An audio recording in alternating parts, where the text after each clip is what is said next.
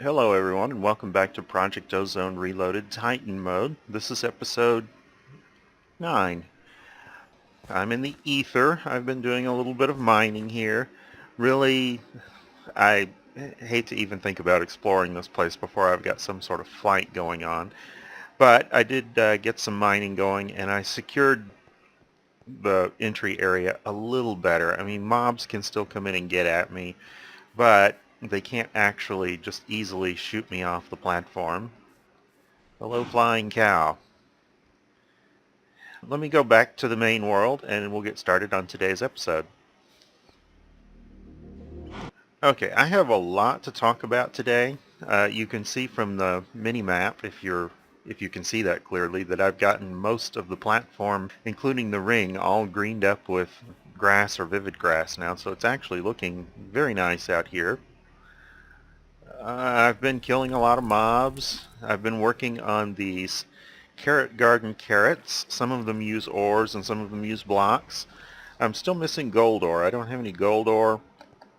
And if I had gold ore and a nether star, I could actually complete all of the carrots, I believe, at this point. I've been using lots of wheat for fuel in my culinary generators, and that is going to stop because it's just too much of a headache to manually do that. Using food for fuel, it's fine, but you really need some automated farming for it, and we're just not that far at this point. So not too much going on up here. Let's go downstairs. And I've actually built a new level, so I'm going to start by going down 2 levels.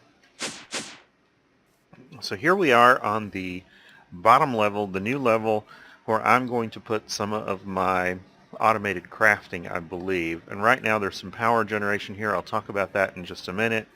There is also a room that just sort of incidentally became a mob grinder. It wasn't intentionally a mob grinder, but it had to be. Let me turn on the light here and go inside.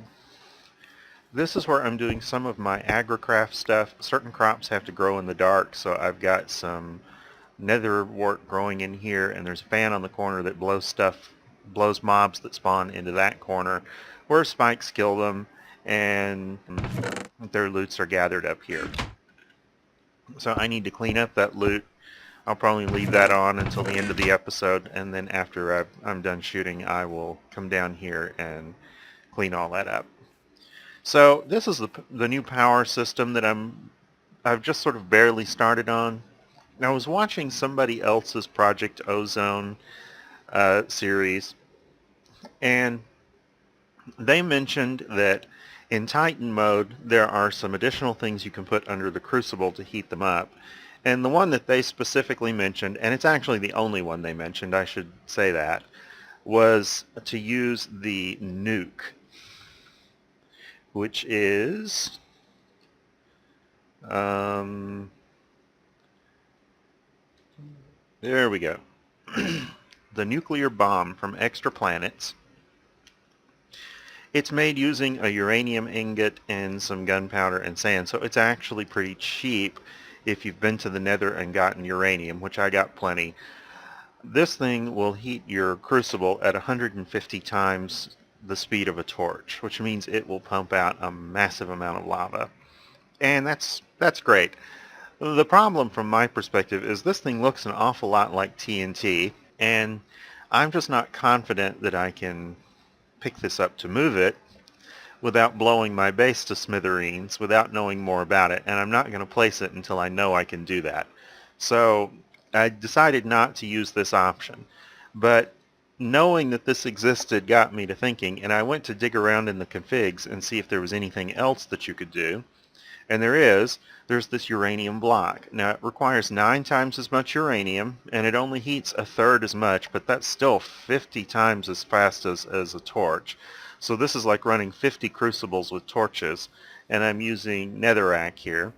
And so I've got some lava generators hooked up here, and they're generating a very small amount of power. Now I'm going to expand this system and generate more lava because I actually think this will be a pretty good system for just sort of early power.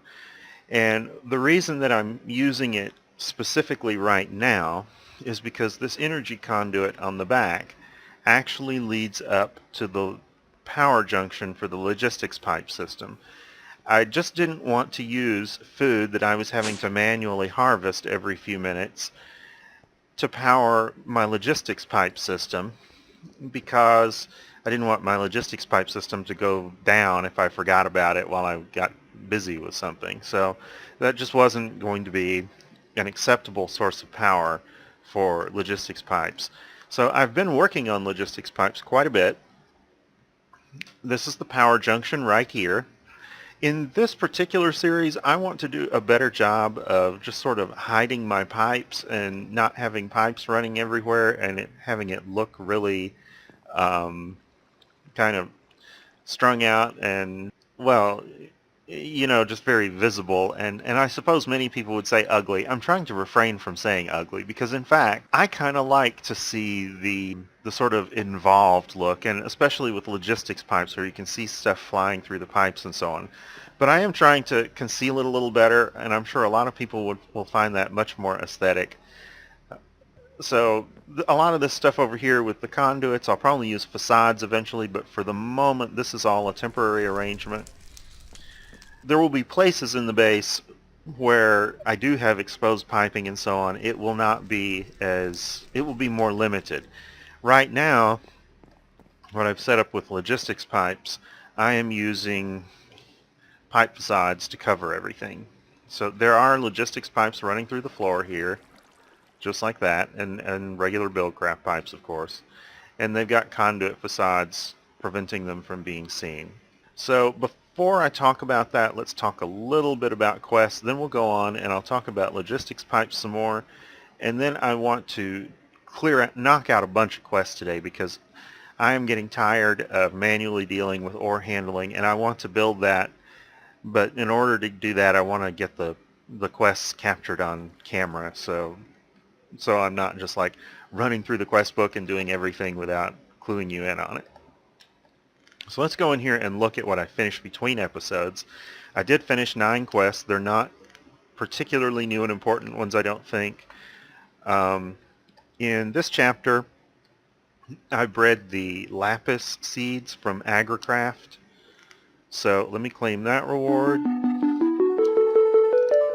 And I also did a bunch of these mystical flower seeds. I'm not done with them yet, but I've been working on them, and I've done several of them.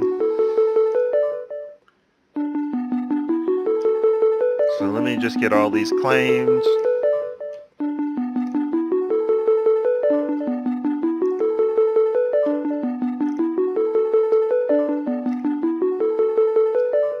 So much noise on those. Okay, and then on Gamma, let's see what we got here. I made the iron spikes. You saw the iron spikes where I deployed them in the room with the nether wart. I wanted to make sure that I didn't get the John Cena creeper down there. I wanted it dead rather than mostly damaged because I was going to have to go in there and clean up the mess if it was wooden spikes. So I went ahead and made the iron ones. So to put some of this stuff up, I do actually already have a functioning small logistics pipe system. So let me just toss that in there, and some of it will get sorted away. Let's see what's in the reward bags. Void fluid pipe and void transport pipe. I don't usually use the void pipes very much. We're going to have to make trash cans as a quest anyway, but I guess that's nice. Essence brick and essence brick 2.0, red and blue. Okay. Let's toss that in there too. So what we've got here is, this is the logistics request table.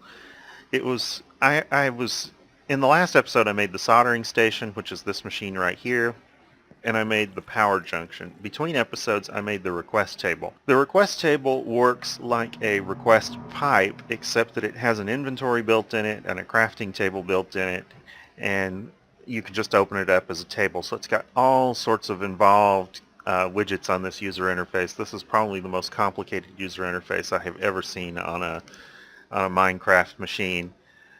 But that's because it's got the request interface on this side, and it's got my inventory and the inventory of the logistics table itself, and then a crafting interface. One of these slots is a return So if I went and requested some blue dye here, let me just request one of those. It shows up here in the inventory, and I think I can just take and drop it in sort, and it'll go back. It doesn't show immediately that it went back, but it did. Let me just reopen the table. So it says 32. That seems a little buggy. I don't know, but it did go back. So that's my solution in this series for going and requesting stuff out of logistics pipes. I didn't do it this way in my other series, the FTB Infinity Evolved Skyblock. In that one, I just used a request pipe attached to a chest, and I used a wrench on it and requested the items that way. This is, in some ways, a little bit nicer interface, but the other way works too. So down here, I have the logistics pipe system. If I pick up some facades, connected to the storage drawers here using a drawer controller. And the drawer controller makes the logistics pipe system sees a drawer controller as a single large inventory that contains all the stuff in all of these drawers if you go ahead and hook up a provider module to it. So you have to have a provider module, and in this case I've got a polymorphic item sync, which basically means if you have some item that is in a pipe somewhere and the system does not have a specific destination to send that item, then it should send it to this inventory if this inventory already has a similar item in it. That's a little bit of a mouthful, but basically what it means is polymorphic item syncs are sort of the core of sorting things into containers that already have those items in them, so that, for example, on one of these chests are hooked up with the same sort of connections. If I drop some saplings, let me just grab some. So there are 64 plus 9 oak saplings in this chest. If I drop it over here, let's see, where's it going? Right there. So it just disappeared from there because this is the sorting chest. And if I look over here, it went back in. So that just tells it to sort things to locations where those items already are.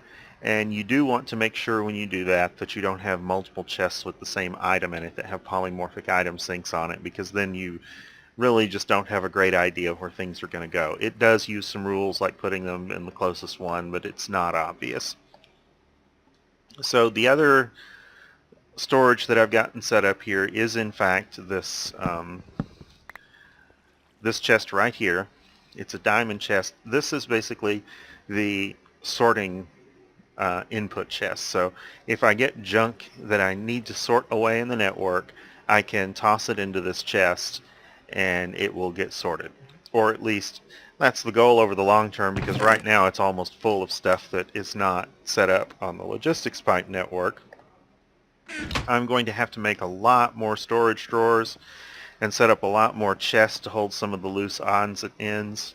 But once I do that, I will be able to sort most of the stuff that I get.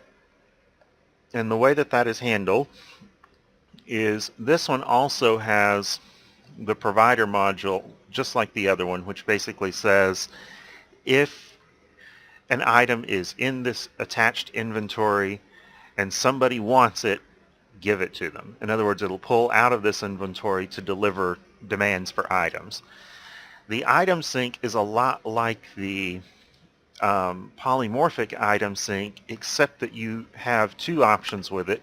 You can either configure the items that it will go, that it specifically wants. In other words, if I put carrots in this first slot here, then this particular chest would be the preferred location for carrots to go.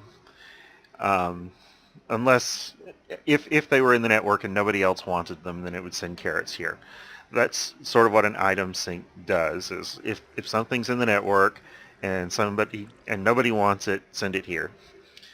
What this is really doing in this case is not that mode, that's empty. It's using this default route, which basically says If you have something in the network and you have no idea where to send it here. So this serves as the default location for things that the network has no idea where to put, and if it does know where to put it and you put an item in here, then it will distribute it across the network to the particular locations that it needs to be. So a little complicated. Once you get used to logistics pipes, it works brilliantly. It works a little differently than AE, and it's mostly a matter of taste. AE is a more sophisticated system in many ways, but there are a handful of things that Logistics Pipes does better, and when we see those things, I will discuss it a little bit. Not just immensely, but a little bit. So the other thing that I guess I should talk about a little bit here is I made the achievement stand, which has the achievement book on it.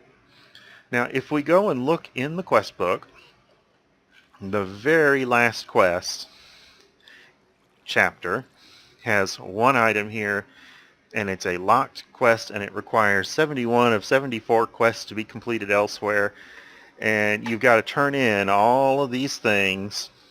That's a lot of stuff, and what you're going to get is you're going to get a compact giant chance cube and an achievement book for your reward, and the achievement book then has all the achievements that you have to do after completing the quest book.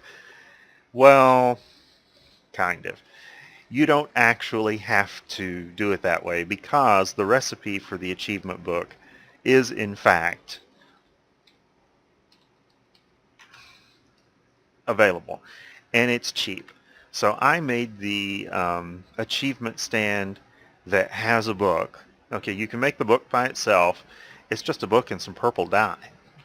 You can make the achievement stand, which has a book, and that's just 6 oak planks, some purple dye, and a book, or 6 oak planks and the book. So it's obviously very cheap to make and very straightforward. And certainly, if you're going to do all these things, it would be nice to know up front what they are, rather than waiting until you've gone through the whole quest book and, oh no, I should have kept that item. So I've gone through and looked at some of the achievements that are going to come up. They're not that much different than the previous iteration of Project Ozone. For example, this build a completely filled max size reactor with gelid cryothium and diamond blocks. I think that one's in the other one too. And obviously that's a very in-game sort of thing, and so it's not going to happen. But it's interesting here, automate sieve ores into ingots. Well, that's actually a very early game thing, and I can go ahead and do that. Probably between this episode and the next one, I actually will do that one because, like I said earlier, I'm getting a little tired of doing all that by hand, and I want to get those machines done in this episode so that I will have those achievements done. 10, 10, 10, all magical crop seeds. You can do that without even building a big platform. You could probably do that on the original Garden of Glass island in the sky without ever building any machines at all. You just need wood, and you need some bone meal so that you can get some grass, and you start the crop seeds, and you just grow them. So yeah, that one is entirely doable. It's kind of a time sink. I certainly have not finished it yet. 10, 10, 10, all harvest craft seeds. Same thing, just a whole lot more seeds. Make all carrots. I've done all that really almost except for the gold one and the one that requires a nether star, so that one will get done pretty soon. So there are a number of these achievements that can be done early. That won't necessarily speed up the whole process. It just won't. But it is nice to know up front what it is, and there are quite a few of them here. And once you go through all that stuff, that will finish it, assuming that you also did the HQM manual. So let's look at the achievements I want to do today specifically. I am wanting to get my thermal foundation machines. And to do that, I'm going to need to start with this basic machine frame. Now, the machine frame in the Titan mode is made in the assembly table, and it is an Invar gear and 4 Constantan ingots and 4 glass and a 500,000 RF. A 500,000 RF is actually not that bad in the assembly table, but I've already gone ahead and made it in advance, and it's just sitting in the chest. I haven't picked it up yet, so the quest isn't complete, but I went ahead and made a bunch of them because I want to go ahead and make some of these machines in this episode, and I didn't know how long it was going to take, and I didn't want to wait. So let's go pick those up, and we'll finish that one. So I've got 9 of them there, and it says it's done. I think I'll take the quarter heart over some random thing that's probably junk.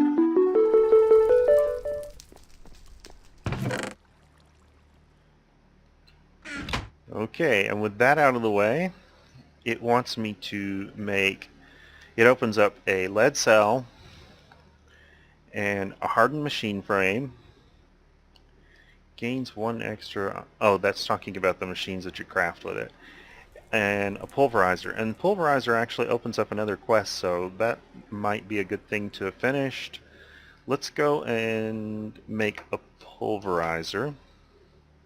I think it's probably, I haven't looked yet, but I bet it's going to be the standard recipe, only the machine frame is different, but we'll see. Yes, I need a piston, some flint, the machine frame, copper gears, and redstone reception coil. So let me grab some copper here.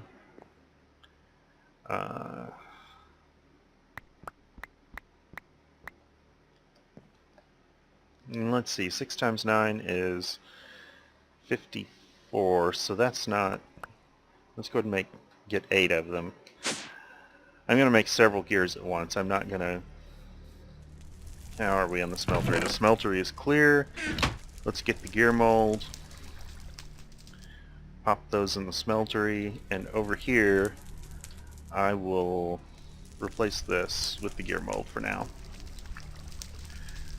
Okay, while that's cooking, let me come down here and make a piston. So I need cobblestone, which I don't have on the logistics network yet. Let me see if I got some in here. Nope, I have to go upstairs and get some. I will be so glad to get this stuff a little better integrated. Let me just grab a stack of it there.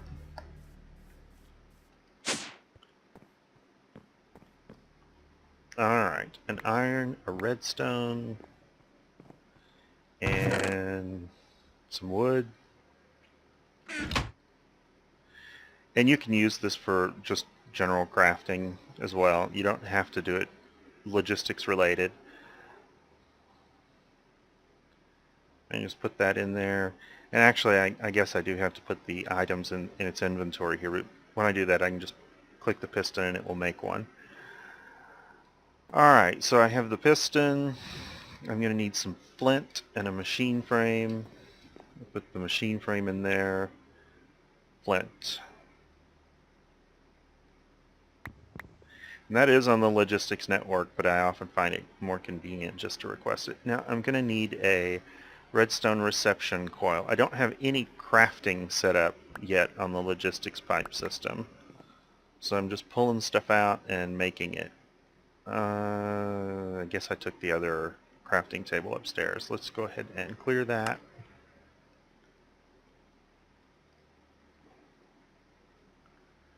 And we'll make one of those. Let's see if we have gears ready.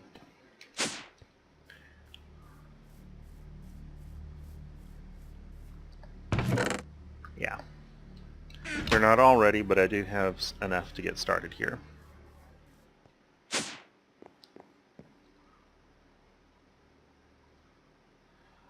So there's a pulverizer.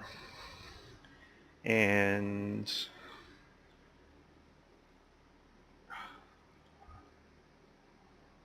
there we go. Next it wants me to make a redstone furnace. And a redstone furnace is probably also the standard recipe. 2 brick blocks and a redstone on top, otherwise the same configuration as the previous one. So did I have some spare redstone in here? I do. Let me make another one of those. I don't have gold in there though. Let's just come over here and request some gold. And while that is coming through the network, let's see, I think I've got bricks in here. I do.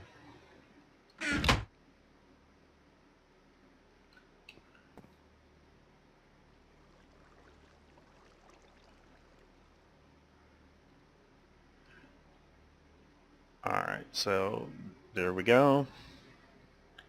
And redstone furnace. And so that one's done. Pick a reward. Now, Invar was done previously. This is actually kind of an interesting problem here. You notice that on the machine frame, I needed an Invar gear in order to make the machine frame itself in the assembly table. However, you don't get Invar until later. Let's just say it's a good thing you can make it in the Tinker's Construct smelter. You just combine 2 iron to 1 nickel and you'll get 3 Invar ingots. So let's go ahead and claim one of those. Bronze, same story, although I have not made it yet. So the next item on the agenda here is the sawmill.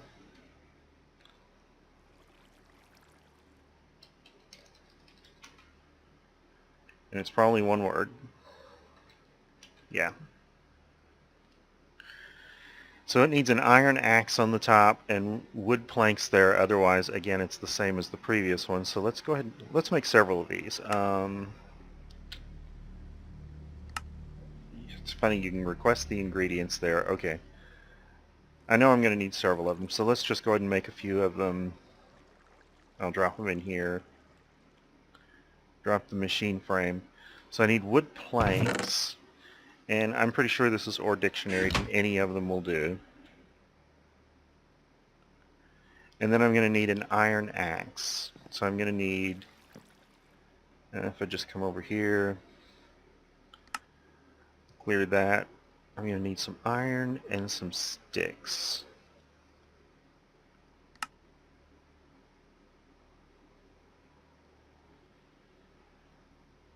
Okay, so we'll put those in there, and we will, I guess I'll just request enough material to make a few of them.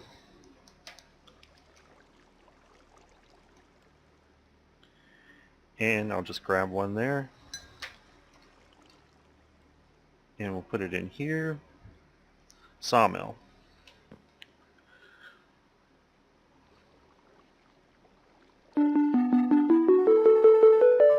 And the next machine then is the induction smelter.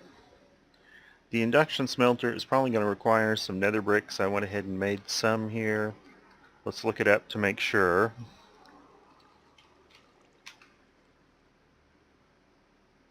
No, this is not the one that requires nether bricks. I guess that's the magma crucible that requires nether bricks. This one requires Invar, a bucket, and Invar gears.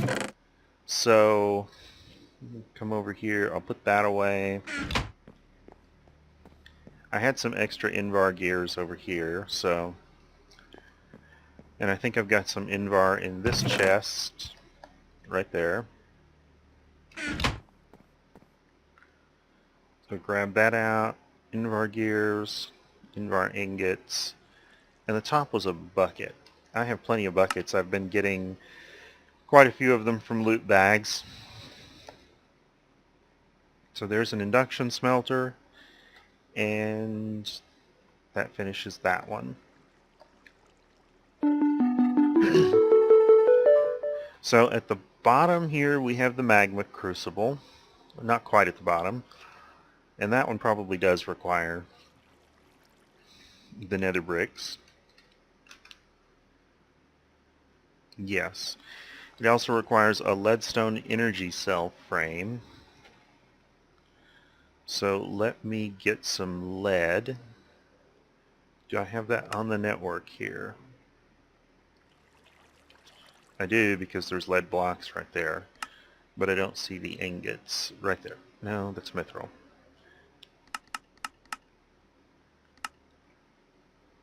And I think that also needs glass.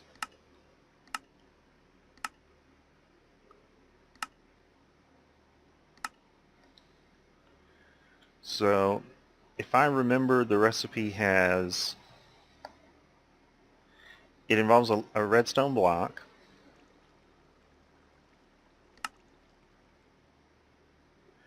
and I'm going to need lead on the corners and glass on the sides. There we go. Leadstone energy cell frame. And I think that actually is its own quest. Let's take a look. Yes. And it also opens up 3 other quests that I have previously made the items for, so we can finish 4 quests right now.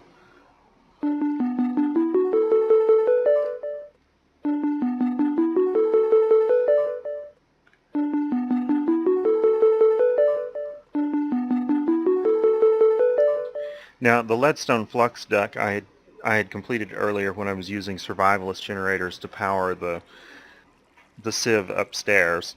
And the tanks I've been using for a while to hold fluids from cows and lava and that sort of thing. So those had already been finished a long time ago. And so we are moving along quite nicely. But now that I've got the magma crucible, let's take and put that in there. And it wanted Invar gears, and then it wanted nether bricks. So let's make 2 of those. Magma crucible.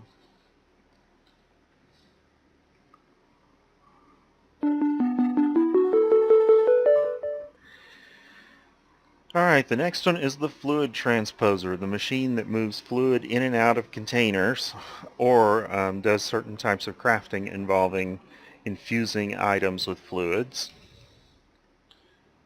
I think we go back to copper gears on this one. Yeah, copper gears, glass, a bucket on top. So I do have another bucket for sure.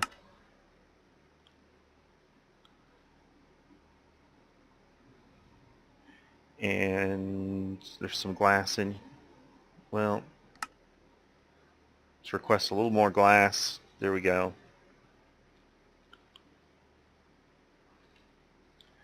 Then copper gears, fluid transposer. So we'll claim that reward. And then there's the glacial extruder next. This is one that I typically make one of them and never need another one, because how often do you really need snowballs, snow, or ice? Snowballs can be used to make, I think it's blizz powder, which is a little bit useful. Otherwise, most of the stuff doesn't come in all that handy. In modded Minecraft, at least. I mean, you can make some nice ice conveyors in not modded Minecraft if you really have to. Stuff will go a lot further with a vanilla water conveyor, but in modded Minecraft there's no reason to do that. Glacial precipitator. Let's take a look at that. I may not be able to make that one. That one might require some ice or snow up front. It doesn't. It's Invar, copper gear, piston. So let's make another piston over here.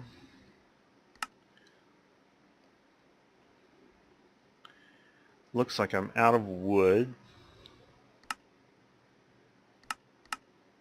but I do still have cobblestone. There we go. Alright, so we've got our piston. It requires the machine frame, the redstone reception coil. It wants copper gears and Invar ingots. Invar. There we go. There should be some more copper gears upstairs now. Let's take a look.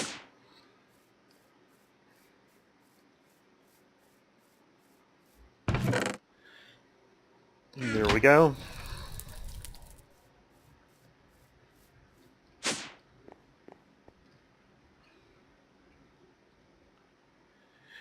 There we go. Glacial precipitator.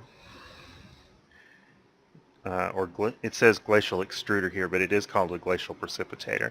Okay, got that one. Next one is it says igneous precipitator, but that is the igneous extruder. A basic cobble gen. It also makes smooth stone and obsidian. In this particular mod pack, smooth stone would be the best use for it. Because obsidian you could make much more easily in a stone barrel, and cobble is a lot faster from an item transfer node from extra utilities, although you can still use these glacial precipitators for all of those things.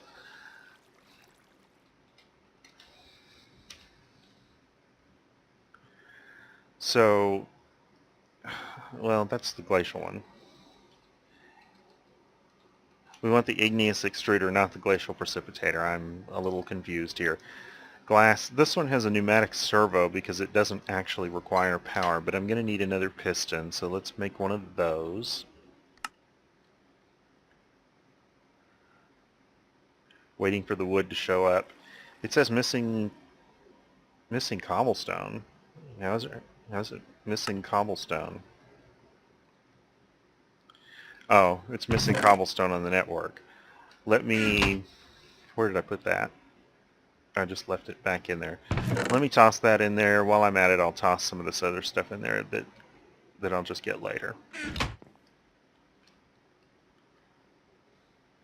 I don't want more cobblestone here. Well, it still says it's missing cobblestone. Let me get the wood manually because that's actually all I want. And I keep going to that soldering station. I need to move that thing so that I don't keep clicking it. Alright, so we got a piston. Goes on top. I'm going to need some glass. 2 of those. Those go right here. Don't need that coil. What did I do with my gears? Did I put them in here? Yeah, I did.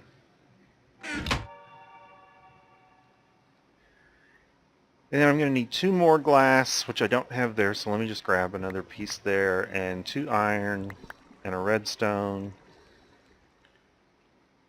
Because I need to make this, I think it goes like this.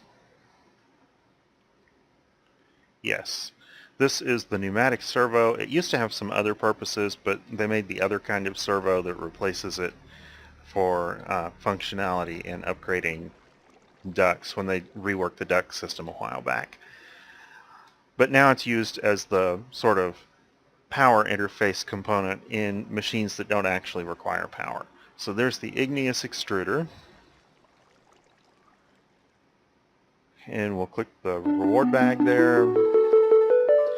Alright, and the last of these machines is the phytogenic insulator, which I may not be able to make yet. I would like to because it says it unlocks a quest elsewhere. This one requires lumium, and it requires 4 of them for aluminum gear, I think. Let me take a look here. We might have to delay this one. It wants aluminum gear on top, dirt, copper gears. So except for the aluminum gear, it's pretty straightforward. Do I have any lumium? I have 1 piece of glowstonic steel, which is synonymed with lumium, so I don't have any, and I'm going to have to just wait on that. So that particular one will have to wait. I don't need it for my early build. Let me go ahead and tuck these machines away, and we'll look at what's in the reward bags. We'll just see how disappointing things are. And once we've done all of that, I think I might have one other thing before we wrap up. And take this upstairs for sure, and I'll just open the reward bags up here.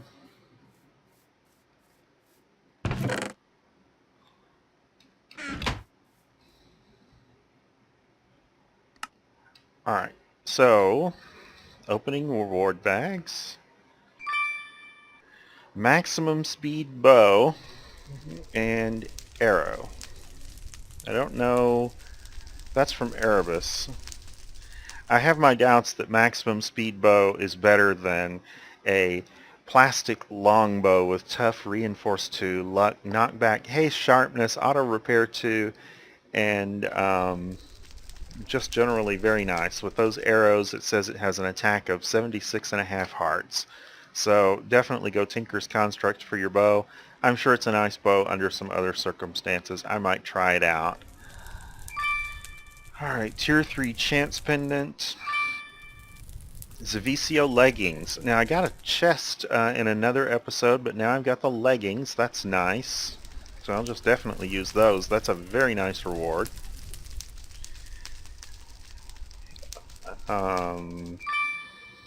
Electric chainsaw. I don't think I have a need for that right now, especially with Vein Miner on something like just this Matic. There's not really much need for a chainsaw, I wouldn't think. I might find out otherwise at some point. A beacon. Well, that could be handy. Oh, more disappointing appliances.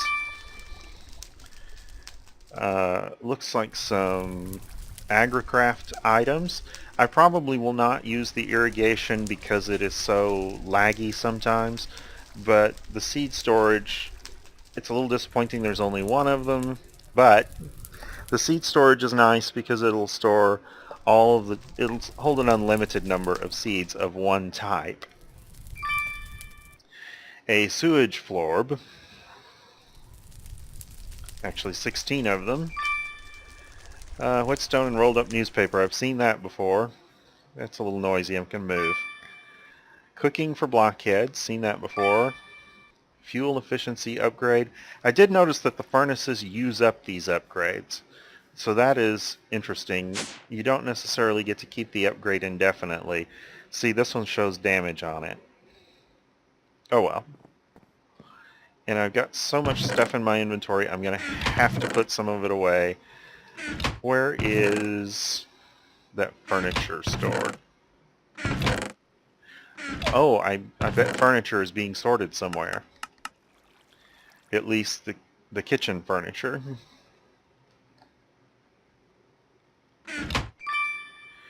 A rotten heart. Definitely don't need that. Let's see if we can get rid of that.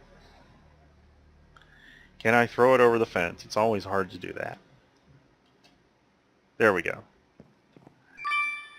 And more appliances. Do they even stack? No, they don't. Yeah, they do. It just didn't stack them for some reason.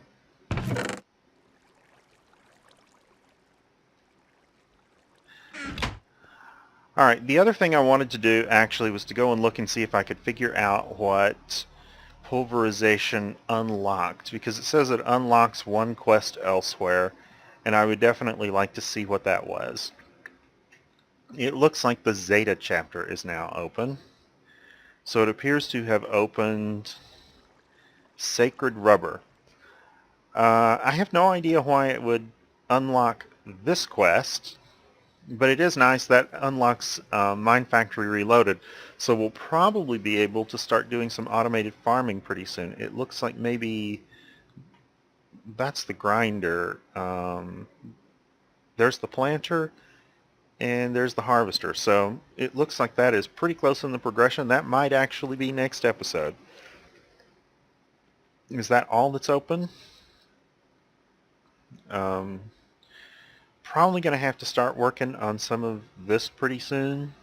This is mostly, I think it's pneumatic craft on this side and mechanism on this side. And I was noticing that this machine casing actually uses this compressed iron in the mod pack. So it's going to be, I'm going to have to do a little dynamiting iron or set up some of these pneumatic craft machines if I want to progress in mechanism, which I definitely will. So I guess that is about it here. So that is probably going to do it for this episode. I do want to thank you for watching. If you enjoyed the episode, please feel free to like, subscribe, comment, or share, and I will see you next time.